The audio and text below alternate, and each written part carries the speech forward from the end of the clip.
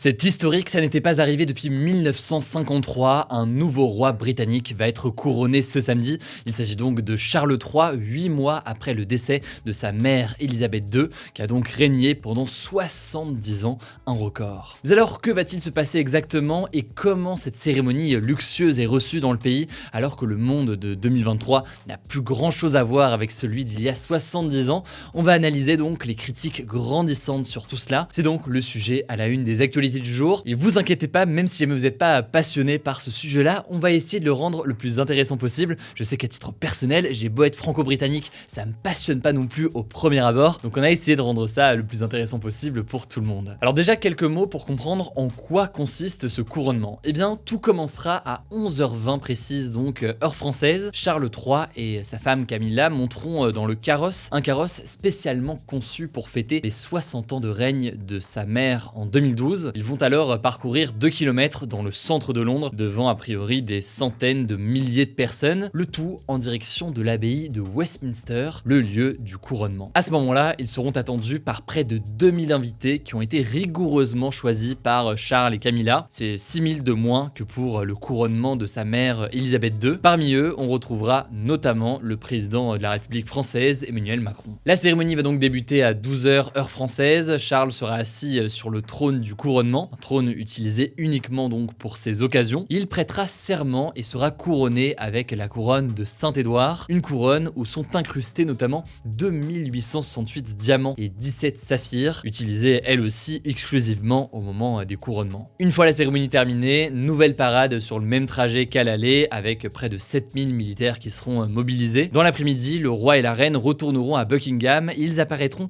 au balcon vers 15h avec toute la famille royale pour aller saluer la foule. Mais s'il passionne une grande partie de la population britannique, l'événement suscite aussi beaucoup moins d'enthousiasme que celui de sa mère, Elisabeth, en 1953, et ce pour plusieurs raisons. Déjà, il faut noter que sa mère avait été couronnée à 25 ans, dans une ère de renouveau et de modernité dans la foulée de la Seconde Guerre mondiale. C'est pas le cas de Charles III, qui va être couronné à 74 ans. Jamais quelqu'un n'avait accédé à cette fonction aussi tard au Royaume-Uni. Et bien que Charles III ait tenté ces dernières années de faire preuve d'une certaine modernité, si on peut dire ça comme ça. Mais en fait, aujourd'hui, une partie importante de la population britannique ne s'identifie pas vraiment à lui. Alors, je vous refais pas toute l'histoire, mais il y a des éléments liés à l'échec de son mariage avec Diana. Bref, un certain nombre de choses qui n'ont pas aidé à la popularité du roi Charles III.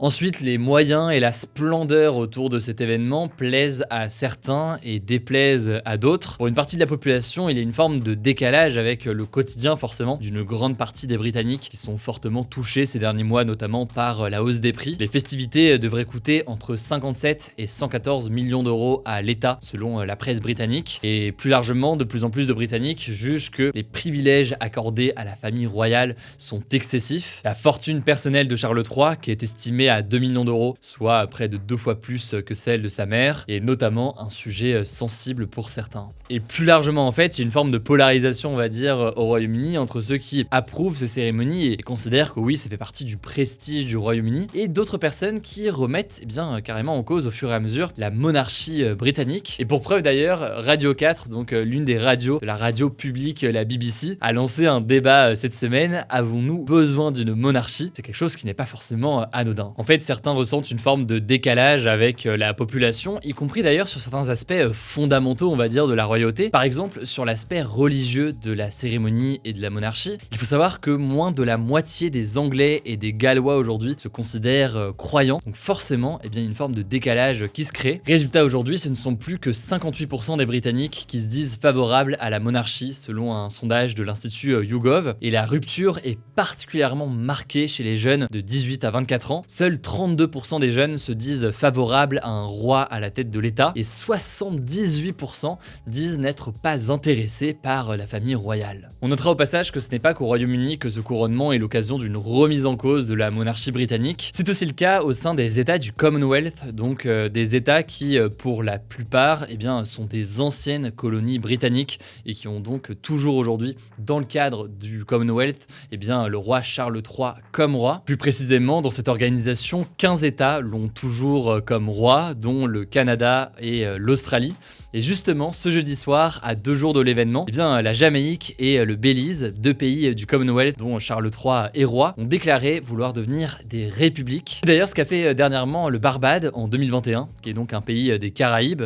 Bref, certains États sortent de ce lien avec la monarchie britannique. Bref, ça me semblait intéressant de faire un petit point sur la situation aujourd'hui. Après, là, vous l'aurez compris, on s'est concentré sur les éléments de critique qui sont parfois méconnus. Mais il faut garder en tête que ça reste une cérémonie qui est extrêmement suivie au Royaume-Uni et avec beaucoup de personnes qui soutiennent encore la monarchie. Tout commencera réellement samedi à 11h20 heure française. En tout cas, si jamais ça vous intéresse, vous pourrez suivre le couronnement en direct sur mon compte TikTok en direct et ce donc dès samedi matin. Je vous laisse avec Paul pour les actualités en bref. Merci Hugo, de retour en meilleure forme, salut à tout le monde. On commence avec une actuelle internationale. La Serbie a été frappée par 2 tueries de masse en moins de 48 heures. Le premier drame s'est déroulé mercredi. Un garçon de 13 ans a abattu 8 élèves et un encadrant dans une école primaire de Belgrade, la capitale, avant ensuite de se rendre à la police. Et ce jeudi, nouvelle tuerie, cette fois dans 3 villages au sud de Belgrade. Un homme de 21 ans a tué 8 personnes avec des fusils et blessé 14 autres, avant là d'être arrêté par la police ce vendredi. Alors ce ne sont pas juste des faits divers, ça illustre un problème de longue date en Serbie, le fait qu'un grand nombre d'armes sont en circulation dans le pays qui date pour la plupart de l'époque de la guerre des Balkans dans les années 90. Rendez-vous compte, très concrètement, dans ce pays de 7 millions d'habitants, il y a plus de 760 000 armes officiellement déclarées en circulation, un nombre qui n'inclut pas donc toutes les armes détenues en plus illégalement. Ça fait de la Serbie tout simplement le 3e pays au monde où il y a le plus d'armes par habitant. Dans ce contexte, suite à ces 2 tueries, le président serbe a promis, je cite, un désarmement presque complet de la Serbie. Deuxième actu, toujours à l'international, le président iranien Ebrahim Raïssi a fait cette semaine une visite historique en Syrie. Il a été reçu par le président syrien Bachar el-Assad. Je vais vous expliquer pourquoi c'est marquant. Parce que bon, l'Iran en soi, c'est un allié du régime de Bachar el-Assad depuis le déclenchement de la guerre civile en Syrie en 2011, mais jamais un président iranien ne s'était rendu en visite officielle en Syrie depuis 2010. Cette visite est donc très symbolique, ça montre plusieurs choses. Déjà, l'Iran et la Syrie ont annoncé qu'ils allaient renforcer leurs liens. Ensuite, cette visite, c'est un nouveau signe d'une potentielle fin de l'isolement de la Syrie au Moyen-Orient. Elle ouvre la voie notamment à une réintégration de la Syrie dans la Ligue arabe, une organisation des pays du Moyen-Orient dont la Syrie avait été exclue en 2011 au moment du déclenchement de la guerre civile. Et enfin, dernière chose, cette visite du président iranien en Syrie montre aussi que l'Iran veut jouer un rôle encore plus important dans la diplomatie du Moyen-Orient, maintenant que ses relations sont normalisées avec l'Arabie Saoudite. Troisième actu, c'est une déclaration remarquée du chef du groupe militaire russe Wagner. Vous savez, ce groupe armé qui combat en Ukraine pour défendre les intérêts de la Russie, mais qui ne fait pas partie officiellement de l'armée russe. Eh bien, son chef a menacé de se retirer de la ville de Bakhmout, où les combats font rage depuis plusieurs semaines, en raison d'un manque de munitions. C'est une déclaration qui témoigne donc une nouvelle fois des difficultés rencontrées par les Russes sur le terrain, alors qu'en ce moment, l'armée ukrainienne est en train de préparer une contre-offensive. Retour en France pour cette 4e actu. Des tensions diplomatiques ont éclaté entre la France et l'Italie. Le ministre des Affaires étrangères italien a même annulé une visite en France prévue ce jeudi soir. Pourquoi ? Eh bien en raison de ses propos tenus par le ministre français de l'Intérieur Gérald Darmanin au sujet de la chef du gouvernement italien Giorgia Meloni. Je vous laisse écouter. Madame Meloni est incapable